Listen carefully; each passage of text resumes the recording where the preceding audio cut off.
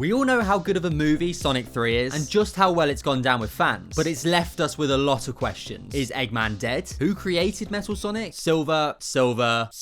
Where does Amy come into this all? And most recently, the end of the Sonic Cinematic Universe films completely. So yes, it's pretty confusing and a lot to get your head around. So that's where I thought I would come in and go through some of these theories. The ones you've heard, and the ones you might not know about, as well as give my thoughts on what's probably most likely going to happen, and what we can probably push to the side. Let's start with the most talked about end credit scene, the appearance of Metal Sonic, or should I say, Metal Sonics, which I might add made me a little giddy. No, not the griddy, I said giddy. That's embarrassing. Anyways, moving on. The game Metal Sonic originated from was Sonic CD. So if we have a look back to the end of Sonic 2, when we first saw Shadow, many of us started believing that the plot for Sonic 3 would be based around the iconic Sonic Adventure 2. And that turned out to be pretty correct. We saw the likes of Gerald Robotnik, and of course Maria. Yes, not everything lined up with the original game, but isn't that just the beauty of a cinema adaptation? So heading back to my point, the game Metal Sonic originated from was Sonic CD. Now those of you unaware of this game, it was very heavily based around time travel. But we didn't just see one Metal Sonic at the end, therefore could the first one we saw be their leader? We know Eggman created Metal Sonic to rival Sonic himself, but Eggman is supposedly dead. So who created Metal Sonic? Well, there's many scenarios this film could take us down with this situation, which leads me on to another theory. Is Eggman really dead again? If Dr. Robotnik was the original creator of Metal Sonic, surely the writers would want to keep the film somewhat in line with the game as to what they did with Sonic 3 and SA2. Jim Carrey has hinted he'd be open to returning again to Dr. Robotnik for Sonic 3, but boys, let's just be honest, Robotnik's death in Sonic 3 was clear enough that if Jim Carrey didn't want to return, we got a good enough closed ending for the character. Now I want to throw my hat in the ring with a theory. You know the actor who played Agent Stone? Well, he recently appeared on an interview with Mama's Geeky, and it kind of gave a bit more strength for this theory. It's my favorite theory that I've come up with since I watched Sonic 3. Right, hear me out here, okay? Agent Stone is the answer. After working for years under Dr. Robotnik, he literally wanted to destroy Team Sonic. He was the one to create Metal Sonic, or if he didn't create Metal Sonic, if we get some background story of how Dr. Robotnik created him before he died, Agent Stone greenlit the program. He initiated it, but after appearing on Mama's Geeky's podcast, Lee Majdoub?